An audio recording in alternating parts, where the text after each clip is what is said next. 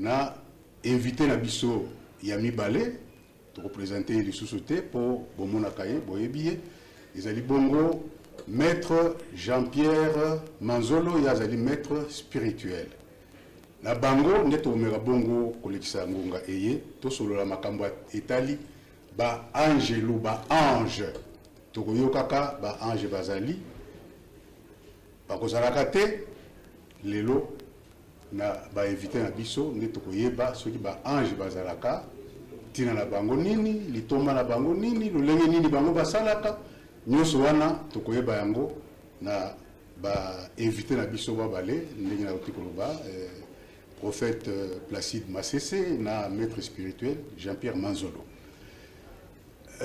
Bandeko elo yambo to bande émission na pesibino mbote papa. Mbote papa, merci pour l'invitation na ndeko bengsibiso. Voilà.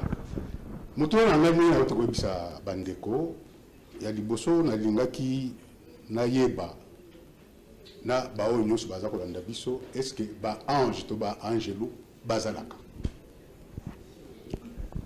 Je commence. Oui, Merci papa Georges et de Pessimbote na peuple nzambe tout bazolanda biso mkola lelo. Oui, réellement cette question est déjà résolue dans la Bible. Dans la Bible, il y a au moins 66 livres qui parlent des anges. Il y a 66 livres, 17 livres dans l'Ancien Testament. Je le vais la sur existence à ange. Il y a au moins, le mot ange est au moins 103 fois dans l'Ancien Testament. Il y a aussi 17 livres dans le Nouveau Testament qui parlent des anges. Le mot ange est cité au moins 175 fois. Donc, en grosso modo, la Bible de Genèse à l'Apocalypse, je le vais la sur les anges ou les êtres célestes plus de 360 fois. Donc, pour dire que la doctrine des anges est biblique et la Bible, il faut reconnaître que les anges basali de le livre de Genèse jusqu'au dernier livre de l'Apocalypse. Alors, maître Jean-Pierre, yope vision na yo, propos na yo, na moto na biso, oui, vraiment, merci Mingi Papa pour la question na yo. Premièrement, mon ange na ici messager. Premièrement, il y a Vana Nunzambe la bateau physique. Alors, il y a ça qui va être spirituel.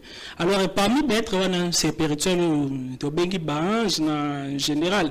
Mais maintenant, bango nyoso te alors babinga bango baange parce que tu as les alina 12 mondes angéliques. Nzambe ya sala ki 12 mondes angéliques. Parmi ba 12 mondes angéliques, monde angélique moko ezalina fonction nango, ezalina ba ange ba fonda wana alors na ba misala na bango. Alors le premier monde angélique nzamba salaki alors babenga ngo Keter. Keter veut dire monde ya moto, monde ya lumière. Kuna alors na Keter, premier monde angélique, monde wana ezali siège na ba habitant nango ba benga bango ba séraphin. Ba séraphin déjà alors na lobango mbala wana ba joua ka rôle ya ba transporteur ya trône. Bazalaka na ba forme neti ba nyama. Mesusu bazali na ba forme ba dragon, mesusu bazali na ba forme ya ba aigle, mesusu bazali na misu na kati ya nzoto pe libanda ya nzoto na bango. Menda alors bazali na 6 mapapu chacun. 2 mapapu pona ko aller tombola trône ya nzambe ya gloire, 2 mapapu pona ko aller couvrir face na lobaki mbala wana soki entre moko angélique tali elongi nzambe sengeli ya se disparaître. Yangwana alors balataka takabama papu pona base pa elongi de ma papu pona ko aller voler. Alors être wana yo alors balé fanzi na premier monde angélique bazara na ba forme ya moto. Alors mokonzi na bango na lobaki kombo na ye Métatron. Métatron comme la kisi c'est lui qui se tient devant la face dédié. Alors, c'est l'ange na motuna loba qui a talaka ton nzambe face à face. Alors, alors il y a les alliés dans deuxième monde angélique parce que on a une première monde angélique dans lobby comme na bango ba les séraphins. Ba séraphins bazali batoyo bazali comme ba les protocoles d'état. Bazali ba ange te mais alors bazali ba c'est séraphin, comme on a les niveaux ya ba ange. Parce que par manque de connaissance, tu connais que batunyo so bazaka kona likolo ba benga bango ba ange. To aller que alors na deuxième alors comment nzambo gouvernaka premier monde angélique alors ba benga kai heye la kisi si alors nzambo wa zanga alors limite. Alors, dans le deuxième monde angélique, nous avons un combo ya Bina. Bina, qui veut dire seulement monde ya intelligence. Alors, banjo, bafanda wana, babenga kabango siko ba chérubin. Lucifer azalaka moko ba chérubin. Rôle ya ba chérubin zalaka nini? Maître, Mamolinga, opesa ba monde ndenge ezali.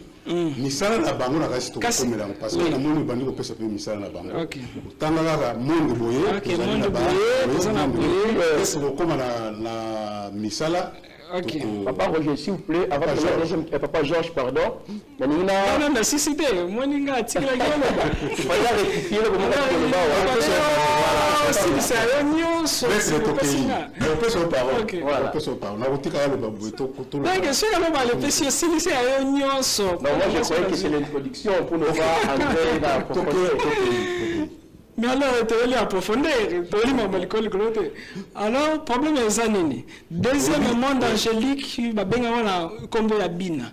Bina, alors, elle veut dire sagesse. Alors, dans le monde où on a Bina, tu as les alliés, c'est quoi on a Bachéribin. Bachéribin, on dirait alors les musiciens, ils ont la trône.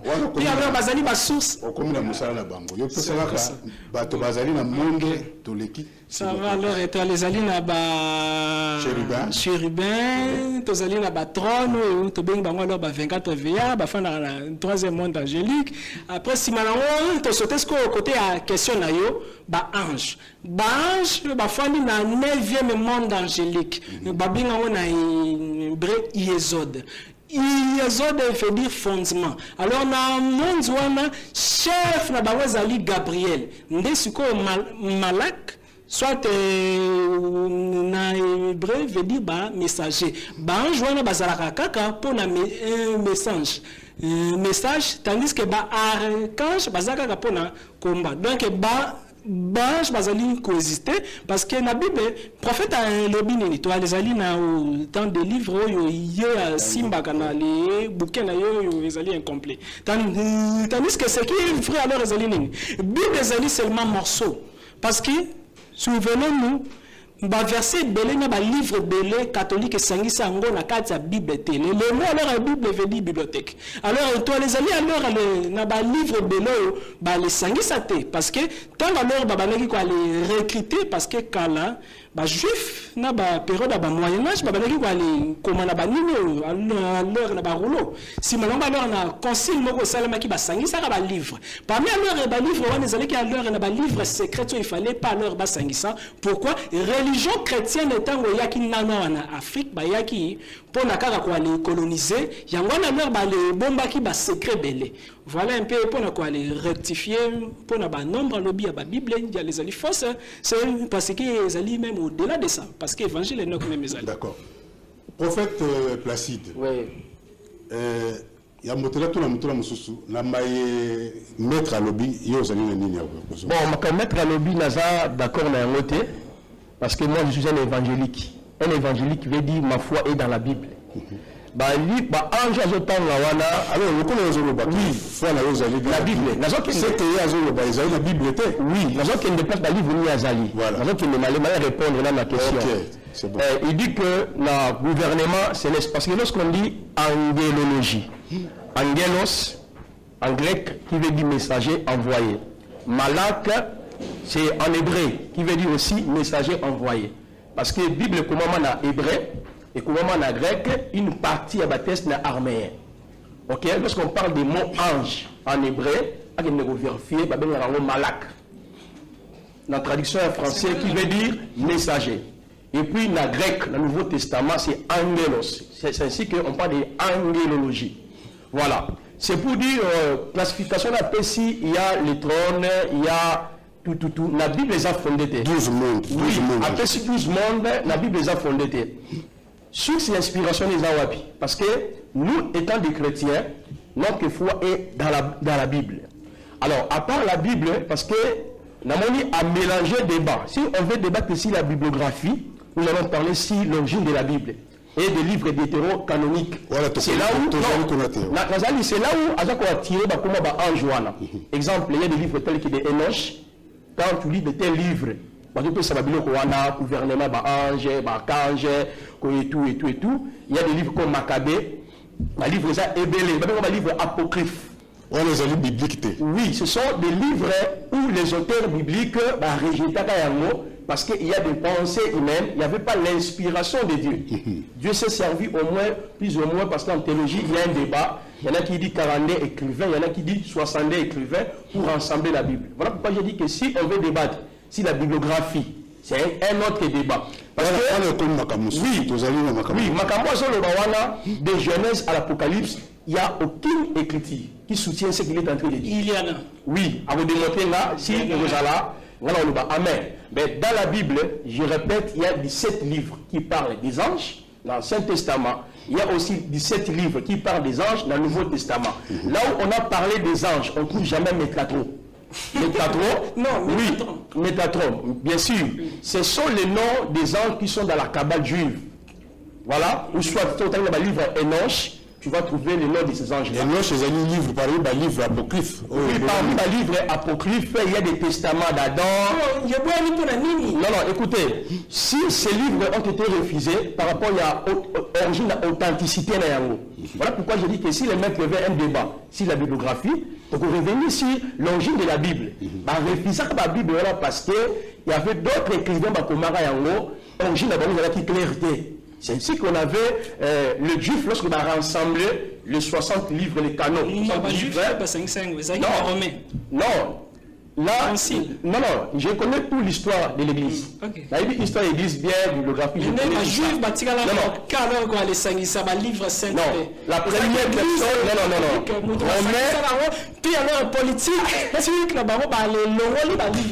C'est une confusion. L'église catholique est venue pour dominer sur l'église, pour dire qu'au 3e siècle. L'église a commencé au 1er siècle. L'église a commencé au 1er siècle. Lorsqu'il y a eu la mort du dernier disciple qu'on appelait le prophète Jean, il y avait les disciples de Simon magicien, les premiers qui ont rassemblé les Anciens Testaments. J'ai les documents à te démontrer par rapport à ça.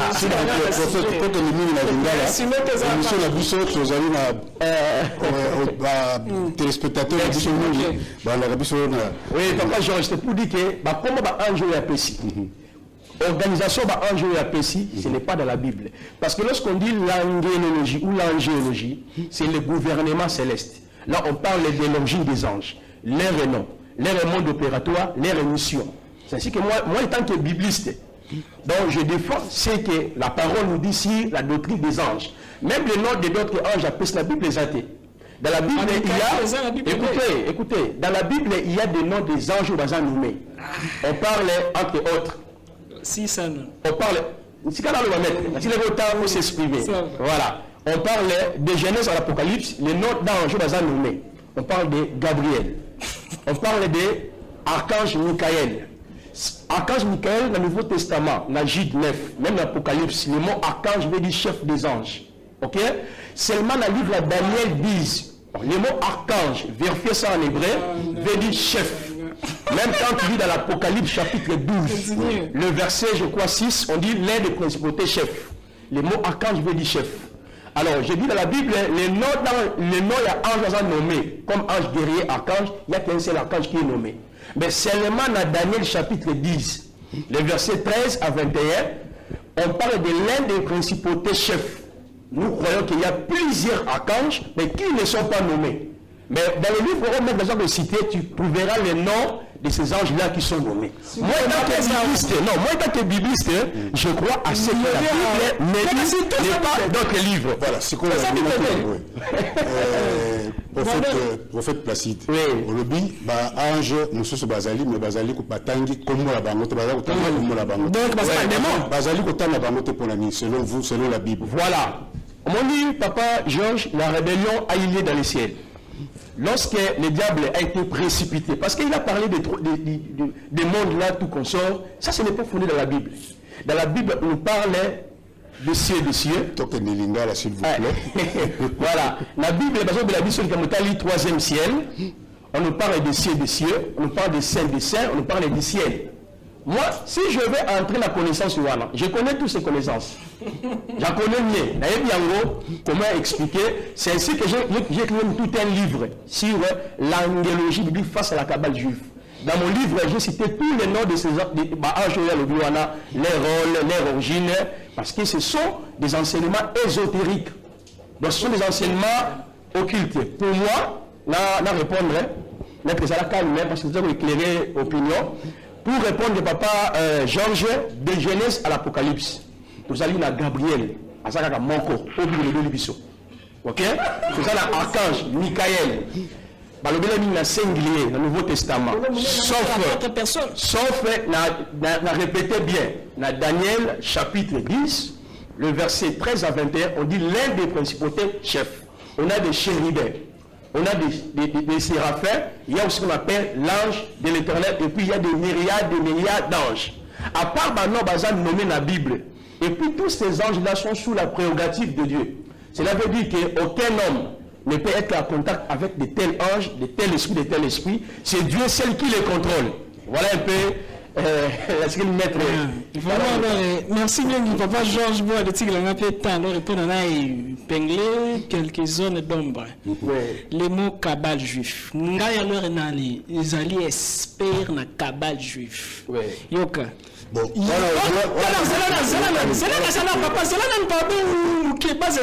ok. Yomoni, toi les zalaba banani intellectuel, toi les talakaba dictionnaire. Ils allaient na Google Kabbale juif. Il a dit ici que satanique. Kabbale veut dire recevoir la connaissance. Mais Kabbale juif est outaki wapi. Donc science occulte yabana Israël ba benga kango Kabbale juif. Les mots occulte la qui que satanique. Occulte veut dire secret. De même on peut que na nzoto na ngai na zala alors na bali partie occulte ou alors ba dimos ba koki comme on a pamba te. La même chose alors chacun de nous alors les na bani ni partie occulte. Les mal ami alors na chrétien alors les na ba chrétien to zali na poko to les ali na ba guerre ya ba terme sans même vérifier. Kabbale les ali qui bonganga ya nzambe ya solo ba yeko l'Israël zela alors ba yeko l'Israël na ba rabé na Israël parce que Kabbale il a kisi kaka connaissance oyo zeli ko les rapprocher biso na nzambe devoir bato ba les tala ba dictionnaire na ba internet il y a définition ya kombo ya Kabbale juif wana na 1 mais et loko yo muto akoki ko les voir réponse ti akoki ko les voir réponse nango so qui a yebi ko les bima na nzoto Paul batangisa kaye jamais te alors certes c'est présent na 7 fruits et 7 donne 9 fruits te batangisa ya moté Paul a yekola ka wapi tawa kenaki na 3e ciel alors étoilé bengi monde ya ba trône pour na lora zwa mayele ngai majorité makambo na lobaka na lezwa kango likolo. Puis alors, on a les vérifier on a des critiques. On a des amis qui arrivent. Parce que Kabbale est qui wapi. Période Adam et Ève bazaki na jardin d'Éden. Tant alors nzambe ya alors ya les tinzi groupe même ko ya ba ange te bengi ba Elohim. Racine humaine veut dire plusieurs. Groupement moko ya ba ange alors bazaki considéré comme ingénieur. Les kitaki na ba planète pour la coïncidence ba planète mingi salemaki. Alors le balé comment qui ba famille nyonso na kati ya livre moko boye oyo ya alors ba benga kango livre ya création. Puis alors na kati ya livre wana zaki même na secret à schéma féroce. Schéma féroce ezali nini nombre ya ba 72 anges positifs oyo ba jiraka 24 heures 20 minutes ezali puis alors on a ba démo ba jiraka pe 24 heures 20 minutes quoi les connaissances wana ezali ki alors na livre moko balé pesaki Adam tant alors masulu koti nzambe ya tindaki ange Raziel pour na alors quoi les botola livre wana ya ba formule. Alors, Kabbalah les alliés tentatives, parce que Kabbalah juif les alliés parmi les sciences les plus alors secrètes, puis alors il y a les Kolomakas en Israël, puis alors il y a les Arabes même, il y a avant même Moïse. Puis alors Kabbalah on a pas alors quoi les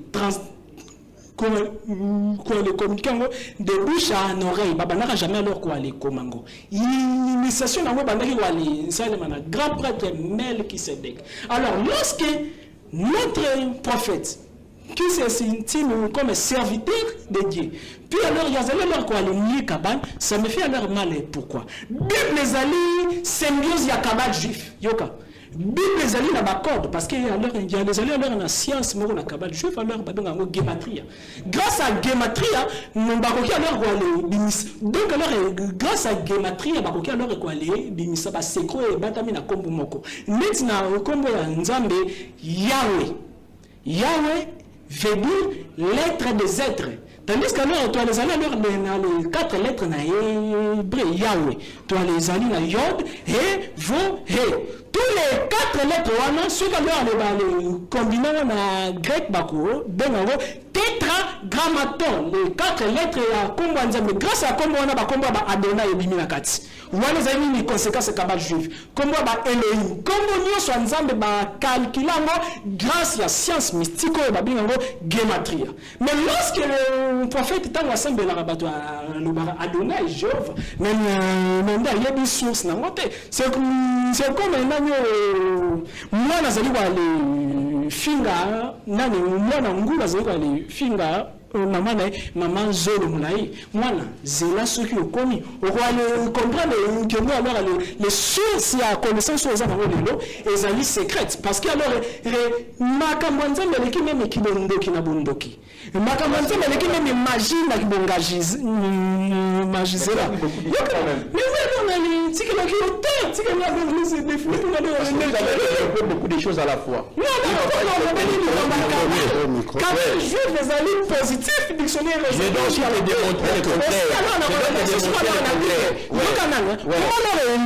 la 4 anges mon cher parce que donc tandis que alors la Bible nous parle alors de les myriades des anges. Est-ce qu'il y a bien alors le prophète n'a qui peut atteindre la myriade de anges. Voilà. Parce que même ange nation wapi nation la 3e ciel. Merci. Oh Paul Akimbaki. Merci.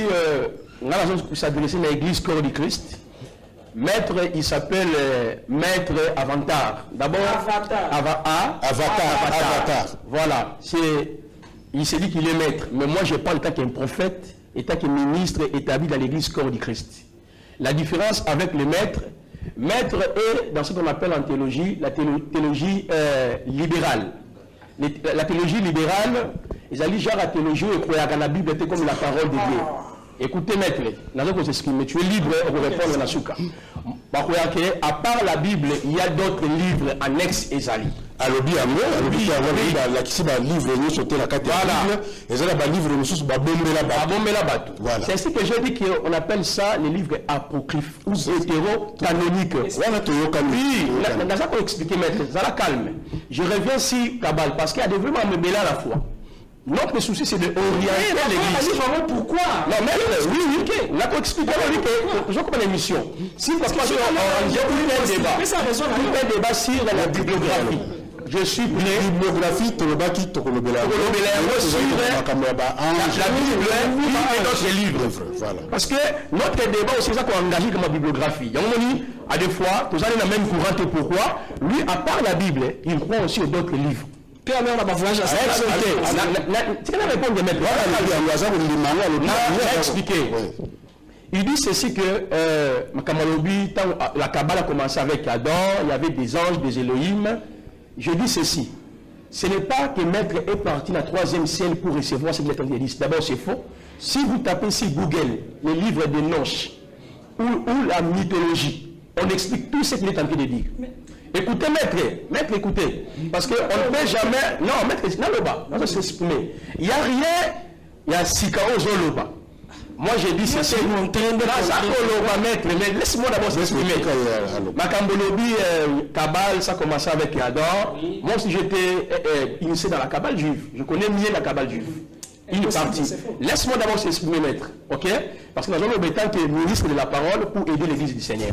Sur le temps, le livre de Noche, tu trouveras tout ce que maître enseigne. Comment?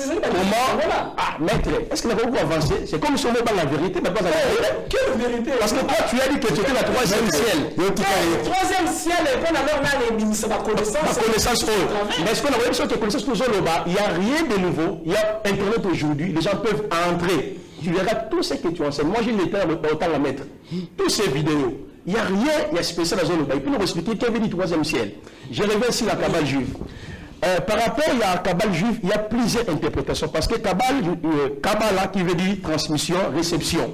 Alors, ils ont dit mouvement ésotérique, ils ont tiré son origine dans le judaïsme. Ok? Alors, je suis d'accord parce que le mot Kabbale qui veut dire transmission. Où est le mot satanique? Oh là là, maître, laisse-moi d'abord s'exprimer. Parce que tu as posé des préalables et je suis obligé de vous répondre à un. Alors, maintenant, Kabbale veut dire transmission, réception. Okay. Les chrétiens aussi ont leur Kabbale. Par rapport à Ephésiens chapitre 2, verset 20. Il dit nous sommes fondés sur les enseignements. C'est ça Kabbale. Kabbale, transmission. Donc les apôtres nous ont légué l'enseignement. C'est que Christ nous a enseigné. On peut appeler ça aussi Kabbale. Transmission, réception. Si Kalana n'a continué. On continue. Alors, le mot Kabbale n'a pas un problème. Dans la Kabbale juive, quand on parle de la Kabbale juive, on voit les juifs. Dans la Kabbale juive, il y a plusieurs livres. Parce que la Kabbale, définition après si origine et Bandi est parti, il y a Adam et tout, voilà dans le livre Noche. Il y a aussi un autre Kabbale, un kabbaliste qui a écrit. Lui il dit que le Kabbale juif, ou les lois orales, la loi orale, ou la transmission, ça a commencé au travers de la montagne de Sinaï. Il y a un auteur qui est kabbaliste, parce qu'il y a une grande discussion dans la Kabbale juive. Il y en a qui croient que la Kabbale a commencé avant la loi de Moïse. De transmission orale, ceux qui ont la connaissance dans la Moukazali, ils ont mis plutôt la Talmud ou Talmud. Oui, n'avons comme appelé ça. Oui. Nous allons expliquer différents courants dans la Kabbale juive pour démontrer que c'est ésotérique. Mais ça n'a rien à voir avec l'ésotérique. Ésotérique, quand je parle ésotérique de manière simple, c'est synonyme à occulte. Ce qui est occulte.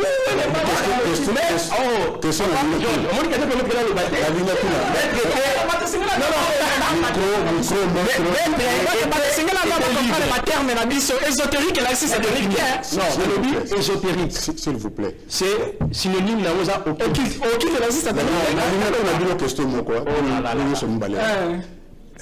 Tolobi ésotérique, Tolobi occulte. Est-ce que la science chrétienne, hein?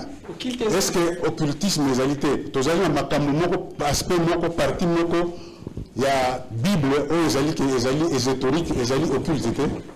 Merci. Papa, comme ce qui est idée dans les délais, c'est très important par rapport à Maître Zoloba. Alors, voilà, nous répondons même à Souka.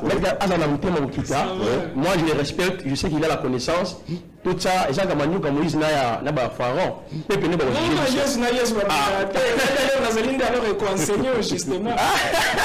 C'est bon, merci. C'est pour dire que la Kabbale juive, à part la croyance de la loi, la Kabbale juive, c'est quoi? C'est une effusion de la magie qui vient de Babylone et puis l'Égypte. Les salis fusion, c'est ce qu'on appelle la Kabbale juive. J'ai même des livres, même l'émission prochaine à Royan Nango, au moins en auteur, à ça qu'on expliquait l'origine de la Kabbale. On a dit que partant de l'origine de la Kabbale, il y a une grande discussion dans la Kabbale juive. C'est alors, la Kabbale juive, nous avons des judéo-chrétiens. Les judéo-chrétiens, ce sont des juifs. On dit le sacrifice de la croix de Jésus-Christ, mais c'est judaïsé. Judaïsé veut dire demeurer la carte de Moïse. Mais il y a des kabbales où même Yesouté, Bazali. Il y a aussi des kabbalistes qui sont proches de Jésus-Christ. Maintenant, il y a plusieurs livres. Je peux même citer quelques livres à Kabbale. Exemple ici, le septennat génie de la Kabbale. Parce que même à parler ici, le septennat génie de la Kabbale, il ne s'agit pas des bons anges de Dieu. Ils sont au nombre de 70. Bazar regroupé dans le groupe, il y a les trônes, il y a les archanges, il y a le verti, il y a les puissances, il y a les anges, il y a la divinité. Dans chaque groupement ange, il y a des archanges. Chaque groupement angélique est dirigé par un archange. C'est dans la Kabbale, on enseigne ça. Maintenant, on enseigne les gens comment quelqu'un peut entrer en contact avec ces anges, collaborer avec eux. C'est ainsi que moi j'ai dit, dans le Babou Papa Georges, ce que Maître enseigne, ça n'a rien à voir avec notre Bible. Dans la Bible, il y a ange Bazali, ange Opéraka, mais sous commandement de Dieu. Ce n'est pas à moi de se connecter avec les anges ou de connaître les septennats génies de la Kabbale, parce que la foi chrétienne n'est pas basée sur les anges. Notre foi est basée sur Christ, et nous croyons que les anges sont basés dans le service, il y a bassin. Alors, compléter vénérable prophète. Alors, le problème est Zanini. Tolingi, Toyeba Nzambe na poso, mende na misunina mikuwate. C'est ça maintenant le défaut. Yoka, Jésus n'a pas d'ici plein basaki ba ignorante. Bible basali rempli la bateau alors basala qui a leur connaissance magique profonde dans ma casse. Le mot magie ne veut pas dire satanique. Magie divine ezali le mot magie est là qui si karanini sagesse. Alors non, c'est l'évangile à ce terme. Mais c'est quoi la oui, l'évangile à ce terme. Si vous voulez de notre respect au terme. Voilà. Yokangai papa, question ezali ngana prophète sitozali kwa le Jésus m'a côté na ko s'impliquer. Jésus a besoin Jésus en colère à Zali. C'est là papa pardon. En tout cas, Pierre, Jacques, Jean. Oui. D'abord, Jésus a 70 disciples. Mais dans a 12 apôtres. Makamo banaki kolobela 12 banaki kolobela ngo 70. C'est malangona 12 wana zoki kaka 3. Pierre, Jacques, Jean. Tanga zuba ngwa matina bango na ngomba makambo yo 12 batika la komona te. Pierre, Jacques, Jean. Bamona ki moto akufa koko na bango Moïse abimi. Bamoni Elia Mata akiti, bamoni Yesu akona nzira moi. Alors dimension ngai alors nazali komona la Jésus, prophète azali na na dimension na te wana nazali kwa le tatolo yoka na. Soka alors wale ngobi eloko ezali mabe ba ezali mabe pona bobo. Par exemple, dans le lobby ésotérisme, alors là c'est péqué. Pour la balle, même sous ce zaraka, pour la les masqués battus. Tout les ésotérique na exotérique na X na S. Ceux qui les aliment na leur S c'est la science cachée. Ceux qui les aliment I c'est les sciences ouvertes. Nous sommes bon les aliment satanique. Alors d'abord la Bible na yo na Apocalypse. Certes tonnerre petit pain. Jean Lilia Komabo, ange à 7 tonnerre à l'obine Jean, bombardement occulte, secret, tina et donc moko prévu. Le verbe est utilisé en grec, ça n'a rien à voir avec occulte. Le verbe est utilisé en grec, ce n'est pas ça. Ça, ce sont les interprétations parallèles, ça n'a rien à voir avec la Bible. Parce qu'elle touche à la Bible. S'il vous plaît. Bandeko balanda. Ce qui veut dire que nous allons nous parce que quand il dit que c'est le sel, nous allons cacher les verbes là, ils ont c'est le verbe qui est là. Non, ma amis, quand tu fais des interprétations particulières, écoutez, quand on dit que c'est le tonnerre, en grec, le verbe qui est utilisé là, ça n'a rien à voir. D'abord, on joue les mots. Et il y a des gens qui ont introduit ça dans l'histoire. Ça n'a rien à voir avec la parole. Ce n'est pas les interprétations parallèles qu'on me dit caché, ici caché, je vais dire ésotérique. Ce n'est pas ça. Oh mon Dieu. Dictionnaire, comment est-ce qu'on a Maître, révélons aussi les anges. Révélons aussi les anges. Nous devons revenir, les amis, mettre des bonnes devoirs les anges. Parce que là, on bien. Parce que la connaissance, t'as ton raté. Parce que les gens comprennent que mettre dans la Bible, s'il vous plaît, la ligne tout la bonne. C'est quoi? Mais tu as fait, c'est que là, on a mis ça dans la mort. Ok, ça va, ok, ça va. Ok, là, je vais mon ministère,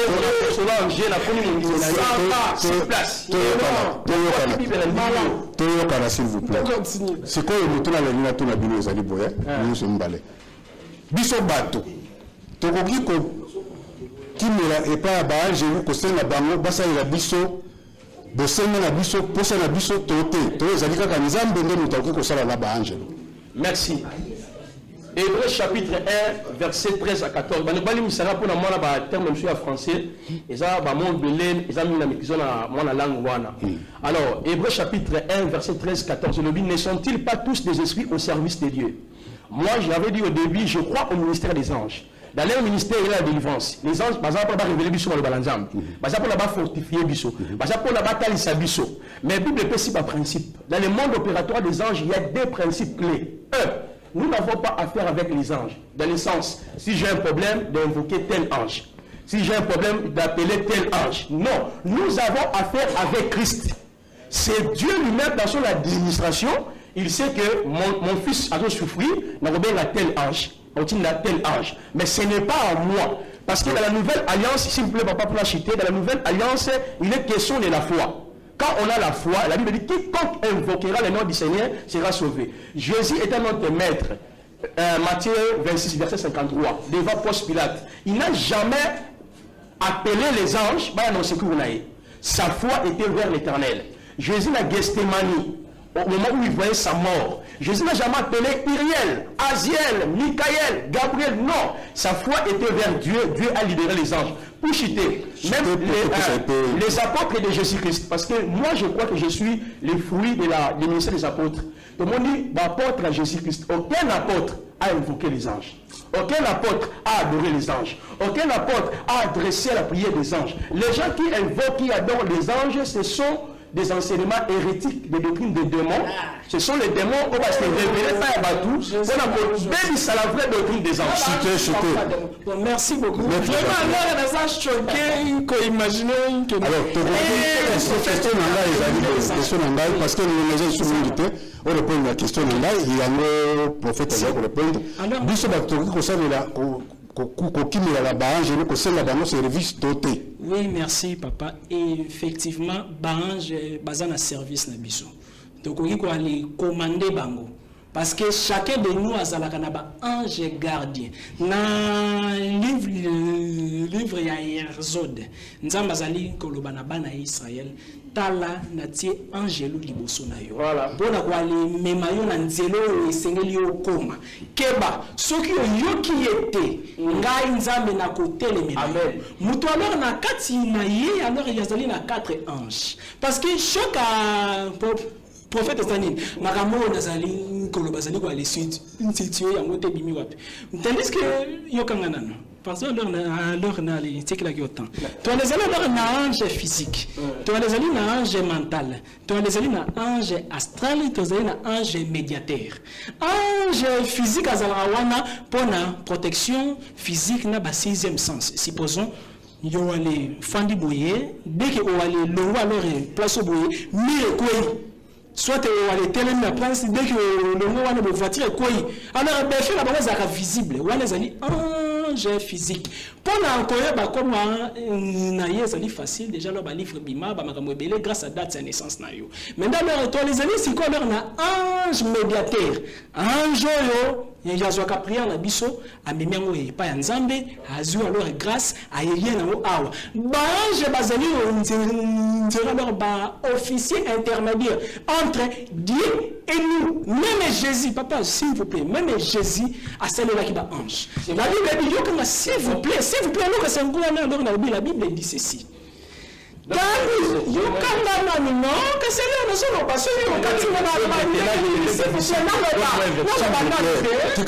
que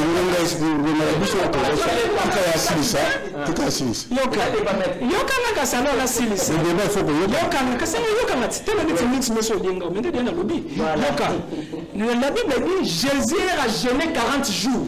Na fait nango nzamba tindi ba ange. Yoka bien. Nzamba tindi ba ange pour na ba servir ye. Yoka susu. Paul, Pierre, na kati ya prison bazali na invocation ba komi na livre na complète alors basala qui pour na ba ange baya. N'est-ce pas que ba ange alors ba yeli ba le bimisa Pierre na cacho. C'est là. Alors le ba le bimisa ye na cacho ba négocier même na mi. Ça ce sont alors des bénédictions angéliques. Yoka nga bien. Bana Israël, ba kati sa mer rouge parce que c'est na ange moko Moïse va le diriger alors ange grâce à 10 secrets de sapiner. Alors yoka nga. Alias na mon la tias que on dit alors tina ya alias na musapi. Musapi azali na liaison na amour. Et que ça on appelle amour.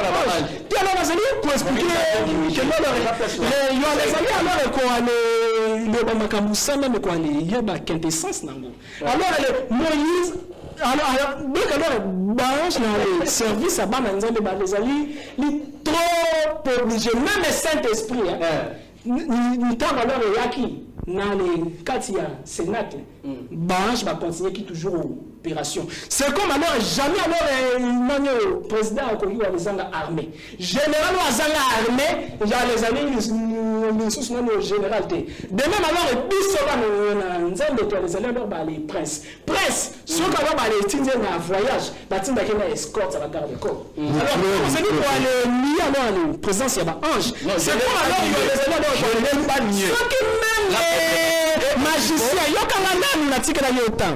Soit qui mais oui, parce que la drogue va bénéficier. Soit qui même marabout azali na ba démon na ye ya commandement. Bongo nganga nzambo izanga koyeba ko le ministre ange physique. Alors il y a les magie physique, magie évocatoire angélique. Ange akoki kobima physiquement prophète raison.